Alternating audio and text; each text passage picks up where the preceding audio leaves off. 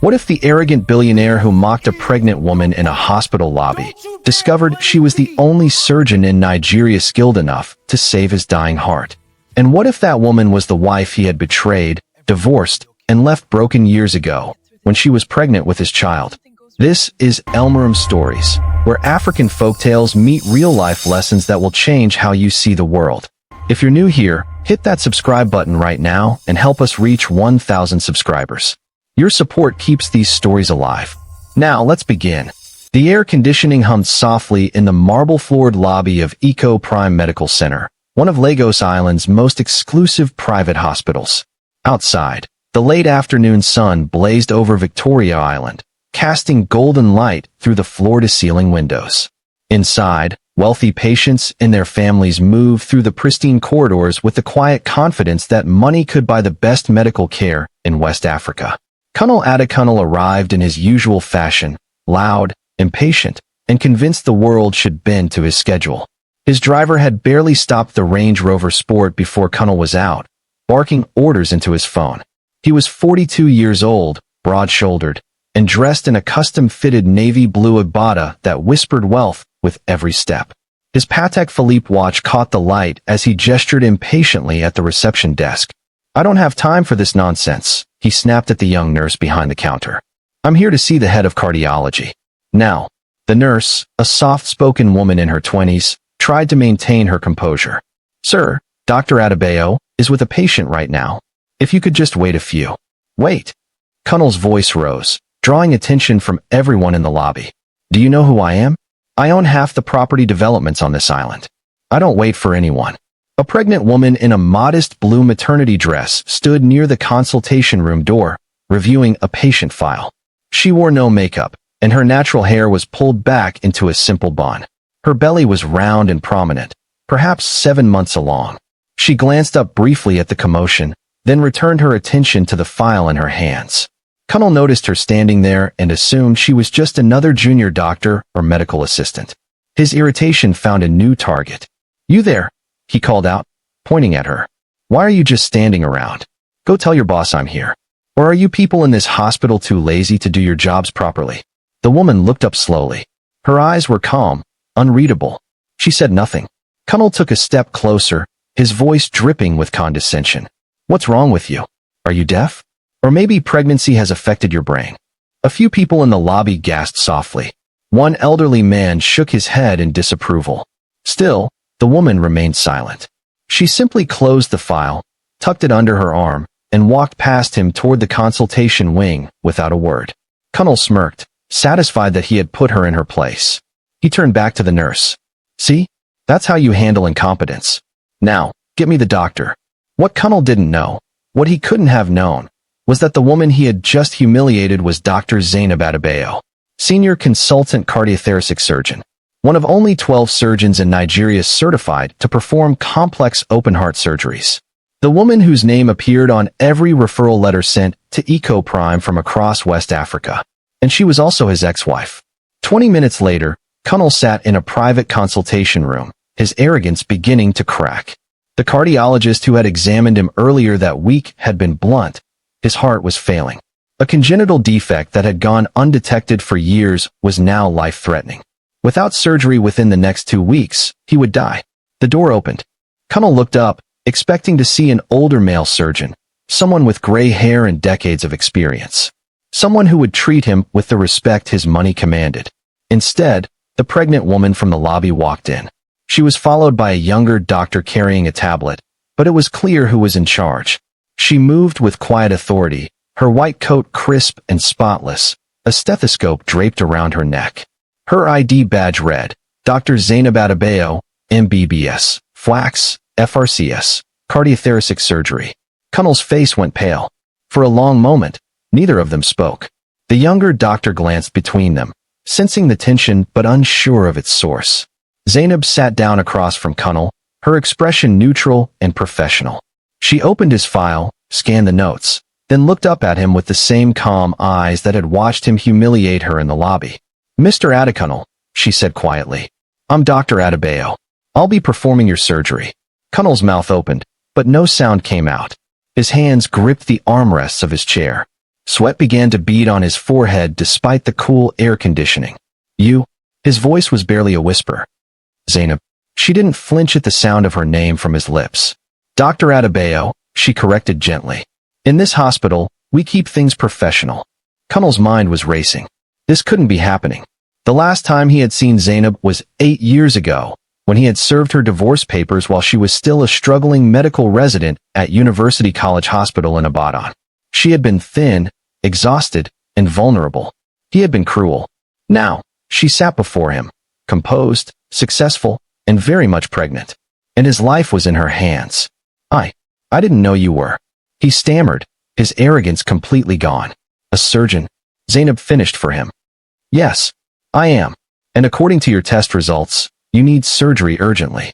Your mitral valve is severely damaged, and you're showing early signs of heart failure. Kunle swallowed hard. Is there someone else? Another surgeon? Zainab tilted her head slightly. There are other surgeons in Lagos, yes. But none with my specific training in mitral valve repair. Your condition is complicated, Mr. Adekunle. You need the best. The unspoken truth hung in the air. She was the best. Kunle's breathing grew shallow. Fear, real, bone-deep fear, gripped him for the first time in years. The woman he had betrayed, humiliated, and discarded now held his life in her hands. Will you? His voice cracked. Will you still do it? After everything. Zainab looked at him for a long moment. Then she stood, straightening her coat. I'm a doctor, Mr. Adekunle. I took an oath. In my operating theater, your past doesn't matter. Only your heart does. She turned toward the door, then paused. But understand this, she added softly, without looking back. What happens on that operating table is about medicine, not about us. There is no us anymore. She walked out, leaving Kunle alone in the consultation room, trembling, terrified, and finally understanding what it felt like to be powerless. The consultation room felt smaller after Zainab left. Kunle sat frozen in his chair, staring at the closed door. His hands trembled slightly as he reached for his phone, then put it down again. Who could he call? His lawyer? His business partners? None of them could save him from this. The irony was suffocating. He had spent years building an empire, controlling every negotiation, dominating every room he entered. Now his life depended on a woman he had once treated as worthless. That evening, Kunle returned to his Ikoyi mansion, a sprawling estate with a view of the Lagos Lagoon.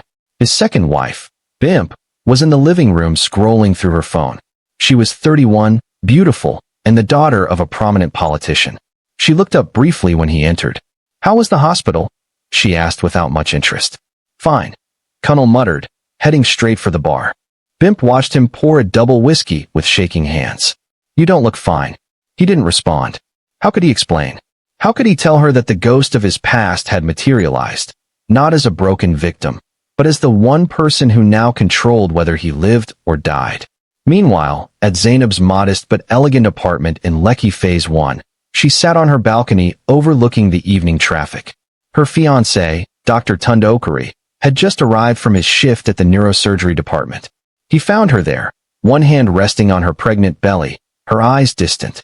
Long day? He asked gently, sitting beside her. Zainab nodded slowly. You could say that. Tunde waited. He had learned over the past 3 years that Zainab didn't rush her words.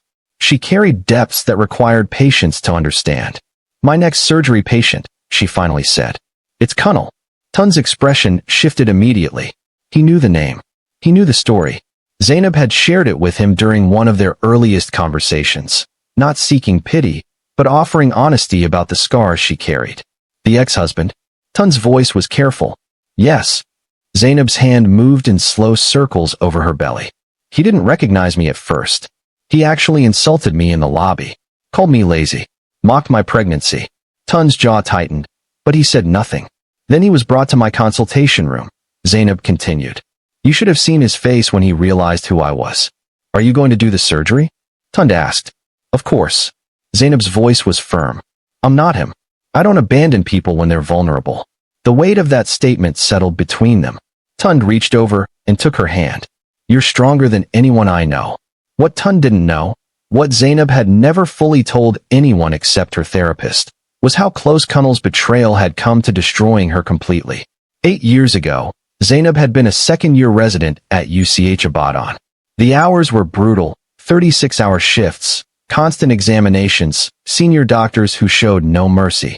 She had been surviving on 3 hours of sleep and pure determination. When she discovered she was pregnant, she had been terrified but hopeful. She had told Kunle during dinner at their small apartment in Bodija.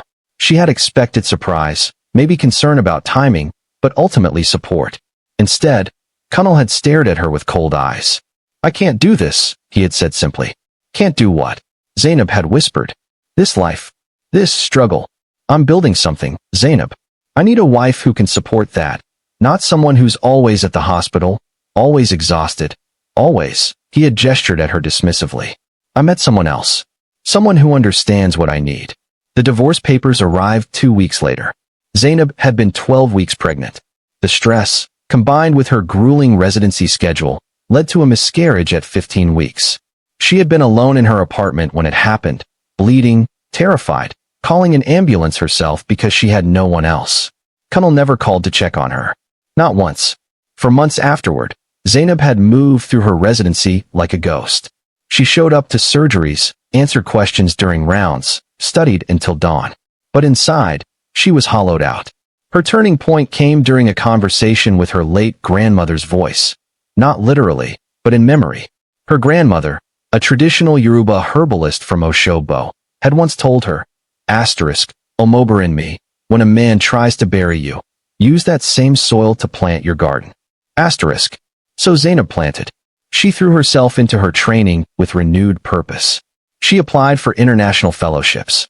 She studied cardiac surgery techniques from journals published in London, Cape Town, and Houston.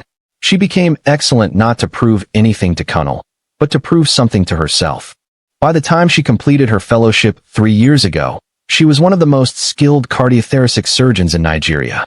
Hospitals competed to recruit her. She chose EcoPrime because it had the best equipment and the most challenging cases. And then she met Tond, a neurosurgeon with kind eyes and a gentle spirit who saw her not as broken, but as complete. He had pursued her patiently, respectfully, never rushing her to heal on his timeline. Now, at 35, Zainab was pregnant with twins. Her womb, the same womb that had lost Kunle's child, now carried the children of a man who truly loved her. Back at the mansion in Ikoyi, Kunle couldn't sleep. He lay in bed beside Bimp, but his mind was 8 years in the past. He remembered the day he had told Zainab he wanted a divorce. He remembered her face, the way her expression had crumbled, then hardened. He had told himself she would be fine. She was smart, determined. She would move on. What he hadn't expected was that she would move on so completely that she would surpass him, that she would become someone untouchable. His phone buzzed. A message from his assistant. Surgery scheduled for next Thursday. Dr. Adebayo's team confirmed. Kunle stared at the message. 7 days. In 7 days, Zainab would hold his heart, literally, in her hands. The next morning, Kunle did something he never thought he would do. He went back to EcoPrime, not for a medical appointment, but to try to speak with Zainab privately. The receptionist informed him that Dr. Adebayo was in surgery and would be unavailable for hours. Kunle waited anyway, sitting in the lobby like a common patient. For hours later, Zainab emerged from the surgical wing, still in her scrubs, her pregnant belly prominent beneath the loose fabric. She saw Kunle immediately, but walked past him toward the elevators. "Zainab, please," Kunle called out, standing quickly. She stopped but didn't turn around. "I need to talk to you," he said, walking toward her. Zainab finally faced him. "Mr. Adekunle, if this is about your surgery, my team will." "It's not about the surgery," Kunle interrupted. His voice was raw, almost desperate. "It's about what I did. What I did to you." Other people in the lobby were watching now. Zainab's expression remained neutral. "This isn't the place," she said quietly. "Then where?" Kunle pressed. "When? I need you to know that you what?" Zainab's voice was soft, but sharp. "That you're sorry? That you regret it? That you didn't mean to destroy me when I was at my lowest?" Kunle flinched as if she had struck him. "I lost our baby," Zainab continued, her voice steady despite the weight of the words. "Did you know that? 2 weeks after you left, I miscarried. Alone. In an apartment that still had your things in it." The lobby had gone completely silent. "I didn't." Kunle's voice broke. "I didn't know." You didn't ask, Zainab said simply. She pressed the elevator button. You didn't call. You didn't check. You just moved on. The elevator doors opened. Zainab stepped inside and turned to face him one last time.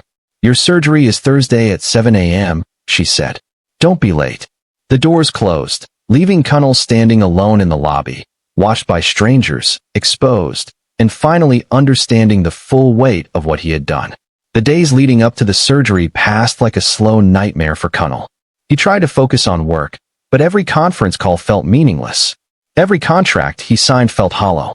His entire empire, the luxury developments, the political connections, the carefully curated life, suddenly seemed like a castle built on sand.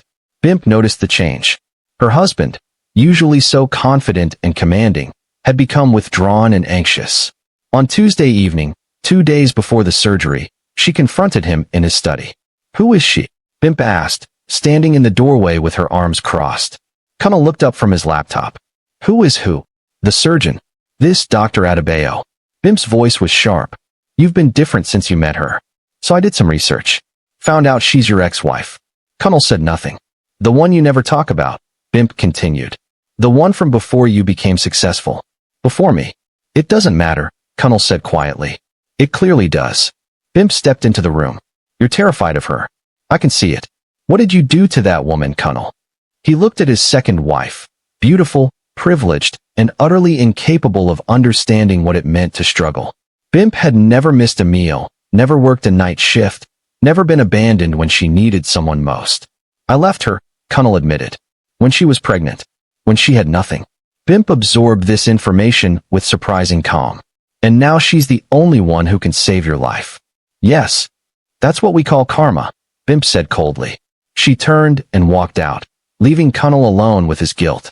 Meanwhile, at Zainab's apartment, Tund was helping her prepare for the surgery. They sat together on the couch, her feet in his lap as he gently massaged them. A nightly ritual since her pregnancy had advanced.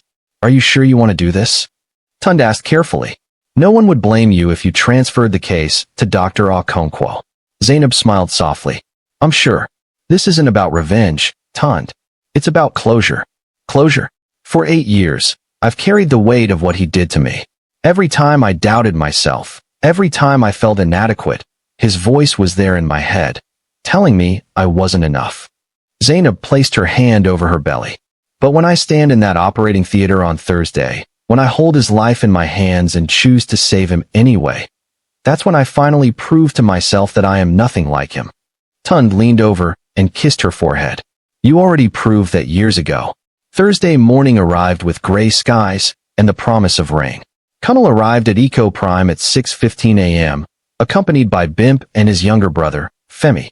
The pre-surgery protocols began immediately: blood work, consent forms, final consultations with the anesthesia team. At 6:45 a.m., Zainab entered Kunle's pre-op room. She was dressed in surgical scrubs, her hair covered by a surgical cap. Her pregnant belly was visible, but her movements were confident and precise. Behind her stood her surgical team, 2 resident doctors, a surgical nurse, and the head anesthesiologist. Mr. Adekunle, Zainab said professionally. We're ready for you. Kunle nodded, his throat too tight to speak. Bimp squeezed his hand once, then let go. As the orderlies prepared to wheel Kunle toward the operating theater, he found his voice. Zainab, Dr. Adebayo, I just want you to know. Save your strength, Zainab interrupted gently. You'll need it for recovery. The operating theater was a cathedral of modern medicine, gleaming steel instruments, monitors displaying vital signs in real time, bright surgical lights positioned overhead. Kunle was transferred to the operating table, his chest exposed and marked with surgical ink. The anesthesiologist began the process of sedation. As Kunle's consciousness began to fade, the last thing he saw was Zainab's eyes above her surgical mask, calm, focused, and utterly professional. Count backward from 10, the anesthesiologist instructed. 10, 9, 8. Kunle's voice slurred. His last conscious thought was a prayer, not to God, but to the woman he had wronged. Please don't let me die. Then darkness. The surgery lasted 6 hours and 40 minutes. Zainab worked with the precision of a master craftsman, her hands steady despite her advanced pregnancy.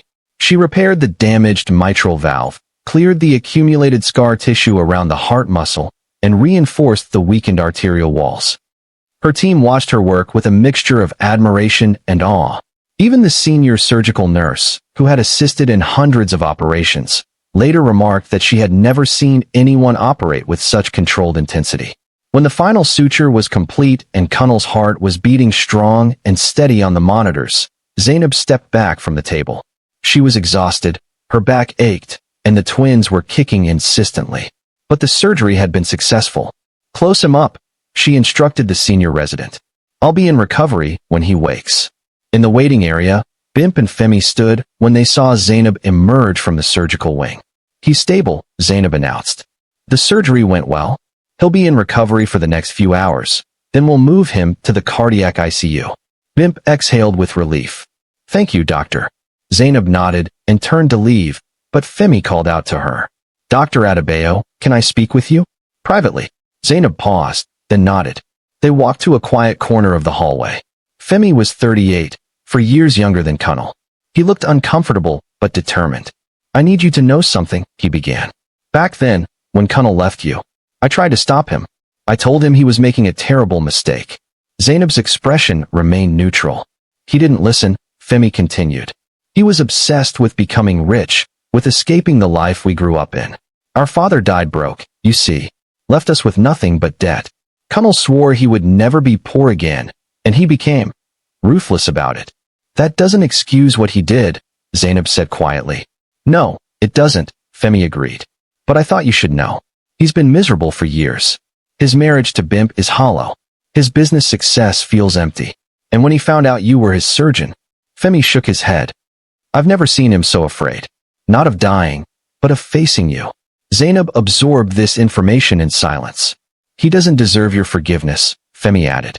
"But I wanted you to know that what he did to you destroyed something in him too. He's been running from it ever since." "Then maybe," Zainab said softly, "it's time he stopped running." Kunle woke in the ICU 12 hours after surgery. His chest ached, tubes and monitors were attached to his body, and his throat was raw from the intubation. But he was alive. The first person he saw when his eyes focused was Tund, sitting in the chair beside his bed, reading a medical journal. "Where's Zainab?" Kunle croaked. Tund looked up, his expression unreadable. "Dr. Adebayo is resting. She performed a 6-hour surgery while 7 months pregnant. She's earned her rest." Kunle tried to sit up, but winced at the pain. "Don't move," Tund instructed. "Your sternum was cut open. It needs time to heal." An awkward silence stretched between them. "You're the fiancé," Kunle finally said. It wasn't a question. "I am." "You're a lucky man." Tund closed his journal and leaned forward. "I am. But not because I got Zainab. I'm lucky because she chose to let me love her after someone like you made her believe she wasn't worth loving." Kunle flinched. "She saved your life today," Tund continued, his voice calm but firm. "Not because she's weak or forgiving or still carrying feelings for you.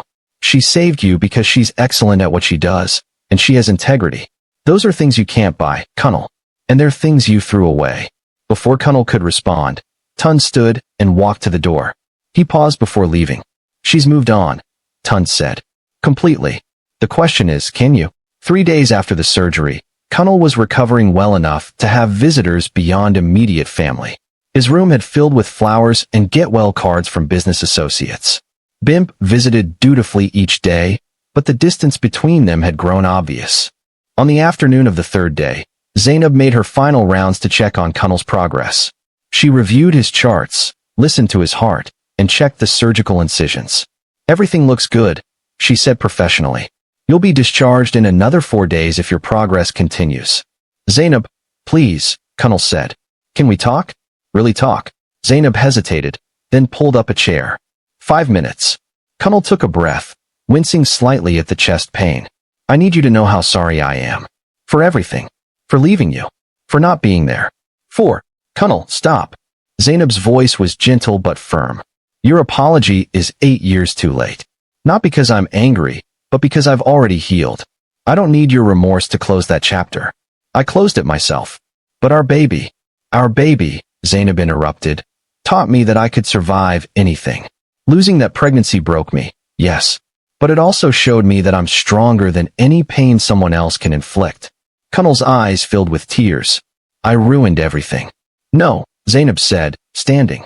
You ruined us. But you didn't ruin me. That's the difference. She walked toward the door, then stopped. What she said next would change everything Kunle thought he understood. There's something you should know, Zainab said quietly. The miscarriage I had 8 years ago, it wasn't complete. Kunle's brow furrowed in confusion. I was pregnant with twins, Zainab continued. I lost one. But the other? She paused, her hand moving to her current pregnant belly. The other survived. Against every medical odd, one baby held on. Kunle's face went white. What are you saying? I'm saying that the son I gave birth to 7 years ago, the one I named Iamide, is yours. The room seemed to tilt. Kunle couldn't breathe. I never told you because you had made it clear you wanted nothing to do with me or any child we might have had, Zainab said, her voice steady. So I raised him alone. Through the rest of my residency, through my fellowship, through every sleepless night, and every triumph. He is 7 years old now. Brilliant, kind, and completely unaware that his father is the man whose life I just saved. Tears streamed down Kunle's face. I have a son. You have a biological son, Zainab corrected. But Tund is his father in every way that matters. Tund has been there for every fever, every school play, every bedtime story. You were invited to be a father 7 years ago. You chose your empire instead. Can I meet him? Kunle's voice was broken. Zainab considered this carefully. Maybe. Someday. When you've proven that you've changed. When you can show him what real fatherhood looks like, not just wealth and status. But that decision isn't mine alone. It's Iamide's. And when he's old enough to understand, he'll choose whether he wants you in his life. And the twins you're carrying now? Kunle asked desperately. Are Tund's, Zainab said firmly. Completely and joyfully his. She opened the door to leave, but turned back one last time. You asked me once if I would still do your surgery after everything you did, Zainab said. The answer was yes, because I'm a doctor. But now I'll tell you the real truth. I saved your life today so that you could have a chance to become the man you should have been 7 years ago. What you do with that second chance is entirely up to you. She walked out, leaving Kunle alone with the devastating truth. He had a son he never knew. A son raised by another man. A son who existed because one fragile heartbeat had refused to give up, even when everything else had fallen apart. The weeks that followed were transformative for everyone involved. Kunle's physical recovery progressed well, but his emotional reckoning had only just begun. His marriage to Bimp ended quietly, not with drama, but with mutual acknowledgement that they had never truly known each other. Bimp returned to her father's house in Abuja, and the divorce papers were filed within a month. Kunle didn't fight it. For the first time in his adult life, he stopped running from discomfort. He began therapy, not because Zainab asked him to, but because he finally understood that wealth without character was just expensive emptiness. He started donating anonymously to medical residency programs for struggling doctors. He funded scholarships for single mothers pursuing advanced degrees. And every week, he wrote a letter to a son he had never met. Letters he didn't send, but that documented his journey toward becoming someone worthy of forgiveness. Zainab gave birth to healthy twin girls on a Sunday morning in October.